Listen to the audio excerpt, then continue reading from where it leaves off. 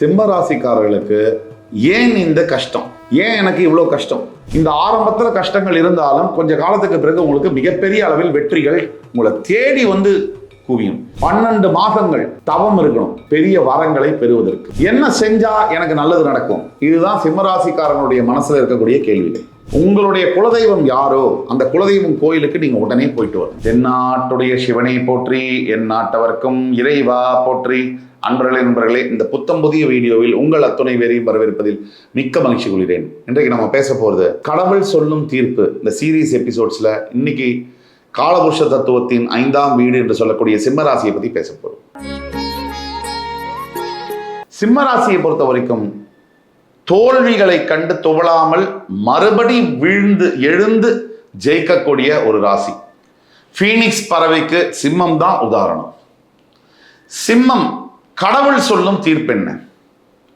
இல்லை, இன்ட்ரடக்ஷன்ல பார்த்தீங்கன்னா நம்ம படாத அவஸ்தை யாருமே பட்டிருக்க முடியாது. இது சிம்மராசி சொல்லக்கூடியது.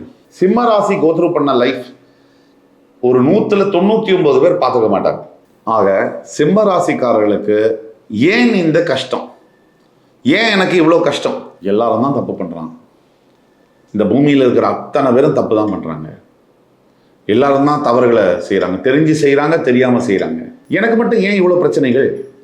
அப்போது ஒவ்வொருத்தருக்கும் என்ன பிரச்சனை அப்படின்னா, இப்போ சிம்மராசிக்காரர்களை கேட்டிங்கன்னு சொன்னால், ஃபஸ்ட்டு மனசு உடஞ்சி போயிருக்கு. செகண்டு கூட இருந்தவங்க எல்லாரும் விட்டுட்டு போயிட்டாங்க. மூணாவது வேலையில் உச்சபட்ச பிரச்சனைகள். நாலாவது குழந்தைகளே சரியாக பேசலை. அஞ்சாவது ஆரோக்கியத்தில் கம்ப்ளீட் காலி. ஆறாவது பணம் பாக்கெட்டு சுத்த அவுட்டு. இந்த மாதிரி நேரத்தில் சிம்மராசி நேயர்கள் ஏன் இவ்வளோ கஷ்டங்கள்னு குமுறுறாங்க, அப்படியே கதறாங்க. எல்லா சிம்மராசிக்காரங்களுக்கும் நான் ஒன்று சொல்லுவேன், எதுவும் நிரந்தரமல்ல. இதை மட்டும் மறக்காதீங்க. இப்போ நான் சொல்ல போகிற விஷயத்தை மட்டும் மறக்காதீங்க. எதுவும் நிரந்தரம் அல்ல, இதுவும் கடந்து போகும். இந்த வார்த்தைக்கு அர்த்தம் 1,00,000. இதுவும் கடந்து போகும். ஆக சிம்மராசி நேயர்கள் எதற்கும் கலங்காதீங்க. ஃபர்ஸ்ட் ஆஃப் ஆல் அழாதீங்க. முக்கியமாக 3 பாயிண்ட் சொல்கிறேன். உங்கள் பிரச்சனையை வெளியில் இருக்கிற யார்கிட்டையும் போய் சொல்லாதீங்க. அதனால் மனபாரம் இறங்கும் அப்படின்னு நினைக்காதீங்க. கடவுள்கிட்ட சொல்லுங்கள். ஏன்னா இன்னைக்கு உங்கள் பிரச்சனையை கேட்குறவங்க நாளைக்கு அந்த பிரச்சனையை வச்சே விளையாடுவாங்க. உங்களையே மேனிப்புலேட் பண்ணி விளையாடுவாங்க. அதுக்கு சான்சஸ் அதிகம். அதை பாருங்கள். 2, நீங்கள் இப்படி நடந்துருச்சே, ஐயோ இப்படிலாம் நடந்துருச்சே, இதை விட்டு தொலைங்க. இதனால எந்த மாற்றமும் வரப்போறதில்ல.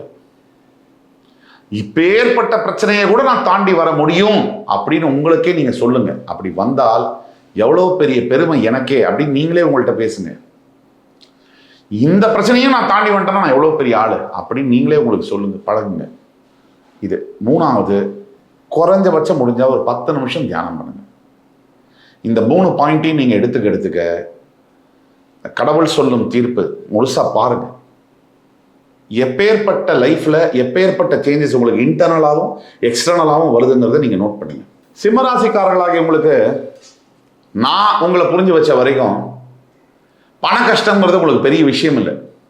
அதை நீங்க சமாளிச்சிருவீங்க, பயப்பட மாட்டீங்க. இந்த வேலை போனா பயம் அதெல்லாம் கொஞ்ச நாளைக்கு இருக்கும். ஆனாலும் அதுலேயும் தோண்டு போகாத ஆளுங்க. மானம் மரியாதை அதுதான் உங்களுக்கு டாப்பஸ்ட் ப்ரையாரிட்டி.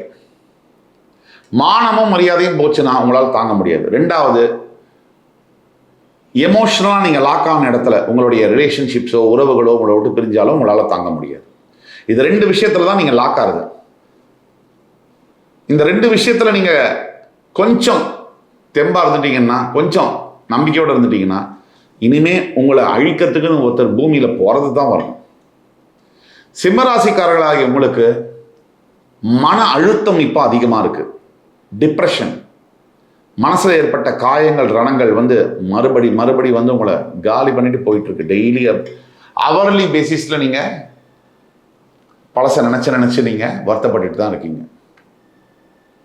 இப்போ நீங்கள் போய் யார்கிட்டயாவது போய் ஐயோ எனக்கு இவ்வளோ பெரிய கஷ்டம் இருக்குது, நான் இப்படிலாம் அவஸ்தைப்படுறேன் அப்படின்னு சொன்னால், சாமி மேலே சத்தியமாக சொல்கிறேன், நீங்கள் யார்கிட்ட சொன்னாலும் அவங்களுக்கு உங்கள் கஷ்டம் புரியாது, உங்கள் லாங்குவேஜே புரியாது.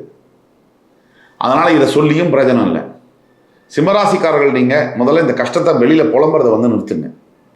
தெய்வத்து மேலேயும் உங்கள் மேலேயும் நம்பிக்கை வைங்க.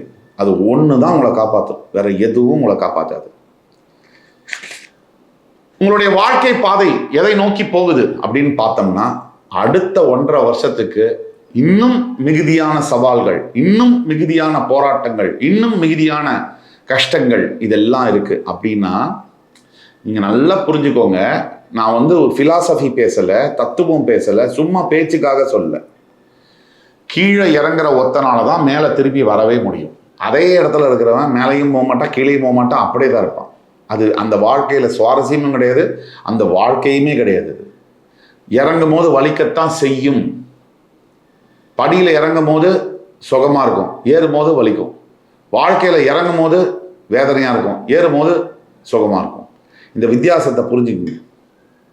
நீங்கள் உங்களை நல்லா முதல்ல நீங்கள் பார்த்துக்கோங்க. நான் திருப்பியும் சொல்கிறேன், உடம்புல உயிர் இருக்கிற வரைக்கும் இந்த வாழ்க்கை இருக்குது. இந்த வாழ்க்கையை வந்து ஜெயிக்க முடியும். ஜெயிக்கிறதுனா என்ன அப்படின்னா, எப்பவும் திருப்தியாகவும் சந்தோஷமாகவும் வாழ்கிறது தான், நிம்மதியாக இருக்கிறது தான், அதுதான் வெற்றி.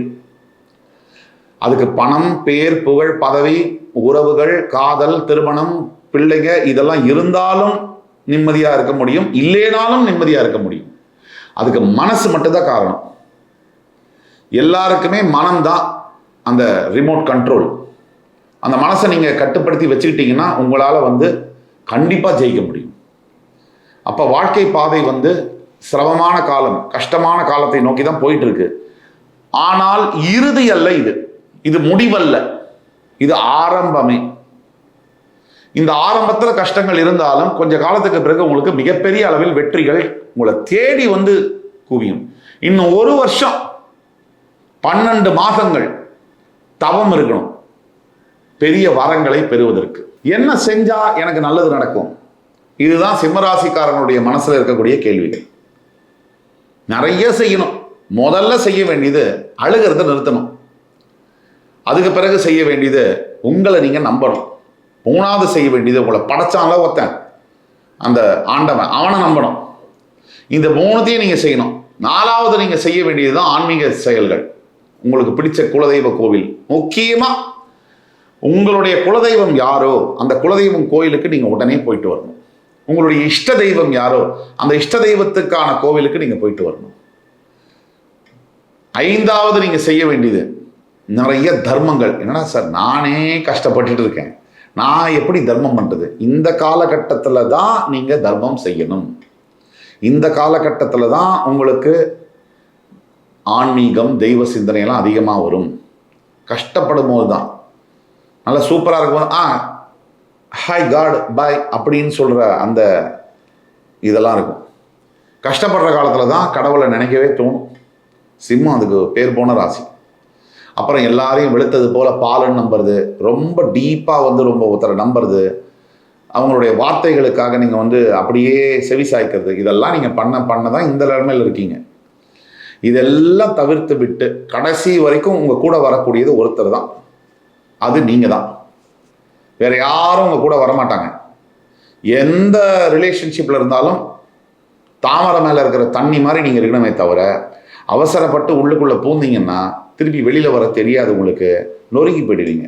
அதே மாதிரி இன்னொரு விஷயம் என்னென்னா, இந்த பண கஷ்டங்கள், மன கஷ்டங்கள், இந்த வீட்டில் இருக்கக்கூடிய பிரச்சனை, இந்த குழந்தைகளால் வரக்கூடிய பிரச்சனை, இதெல்லாம் ஒரே நேரத்தில் உங்களை அட்டாக் பண்ணிகிட்டு இருக்கு. சுருக்கமாக சொன்னால், ஏன்டா இந்த வாழ்க்கை, செத்துடலாம் அப்படின்னு தோணாத சிம்மராசி என்பர்கள் இல்லை. அதுதான் உண்மை.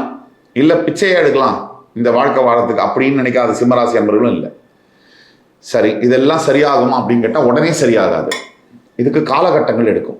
இப்போ நம்ம கூறக்கூடிய இதெல்லாம் பொது பலன்கள். உங்கள் ஜாதகத்துக்கு, நீங்கள் பிறந்த ஜாதகத்துக்கு உங்களுடைய வாழ்க்கைக்கான துல்லியமான பலன்கள் தெரியணும். கீழே கொடுக்குற வாட்ஸ்அப் நம்பரில் எங்களை காண்டாக்ட் பண்ணி ஆன்லைன் மற்றும் நேரில் அப்பாயின்மெண்ட் வாங்கி வந்தீங்கன்னா உங்களுக்கான ப்ரிசைஸ் ப்ரிடிக்ஷன்ஸை சொல்ல முடியும்.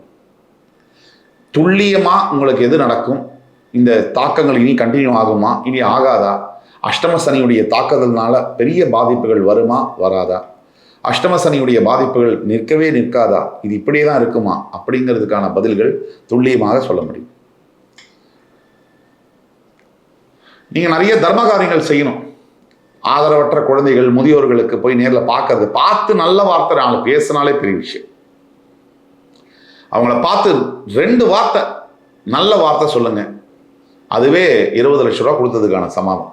ஏன்னா அவங்க அதை தான் எதிர்பார்க்கிறாங்க. அதுக்கு சமானமான காசை எதிர்பார்க்கல, வார்த்தையும் அன்பையும் தான் எதிர்பார்க்குறாங்க. செலவே இல்லை இந்த உலகத்தில். பெரிய விஷயங்கள்லாம் ஃப்ரீயாக கிடைக்கும் மை பாஸ். மிகப்பெரிய விஷயங்கள் இந்த உலகத்தில் இது நமக்கும் பெரிய விஷயங்கள், இது மூச்சுக்காது, அது ஃப்ரீ தான்.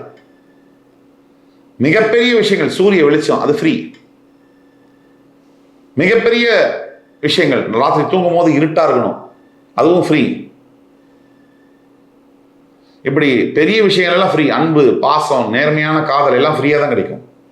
பணம் வாங்கிட்டு வர எந்த ஒரு விஷயமே உண்மை அல்ல. பணத்தால் நிறைய சாதிக்க முடியும், எல்லாத்தையும் சாதிக்க முடியும், சில விஷயங்களை சாதிக்க முடியாது. ஆக கடவுள் சொல்ல போற தீர்ப்பு என்ன சிம்மராசிக்கு?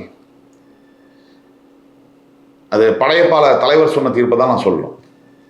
அரசாங்கமே அவங்க பக்கம் படையப்பா, ஆனா ஆண்டவன் நம்ம பக்கம் இருக்காண்டான்னு சொல்லுவார். அந்த மாதிரி எத்தனை பேர் உங்களை எதிர்த்தாலும், அந்த கதிரவனே வந்து மேற்கில் உதித்தாலும், எத்தனை துன்பங்கள் வந்தாலும், எத்தனை சவால்கள் உங்களை அடித்தாலும், உங்களை வாழ்க்கையில் உங்கள் பிரச்சனைகள் கஷ்டங்கள் உங்களை நொறுக்கி போட்டாலும், கடவுள் சொல்லக்கூடிய தீர்ப்பு நான் இருக்கேன்டா உனக்கு அப்படின்றது தான். கடவுள் நேரில் வந்தாலும் சொல்ல மாட்டார், ஏதாவது ஜாடமாடையாக தான் சொல்லுவார். கடவுள் சிம்மராசிக்காரர்களுக்கு கூடவே இருக்கார் அப்படிங்கிறது சத்தியம். இந்த அத்துணை பிரச்சனைகளும் தற்காலிக பிரச்சனைகள், இதெல்லாம் முடிந்து போகும் என்பதும் சத்தியம். உங்களுக்கான பரிகாரம், தினமும் காலையில் எழுந்து இந்த சூரிய நமஸ்காரம் பண்ணுறது அவ்வளோ நல்லது. அது பண்ண முடியாதவர்கள் ஆதித்ய ஹிருதயம் கேட்பது அதை விட மிக நல்லது.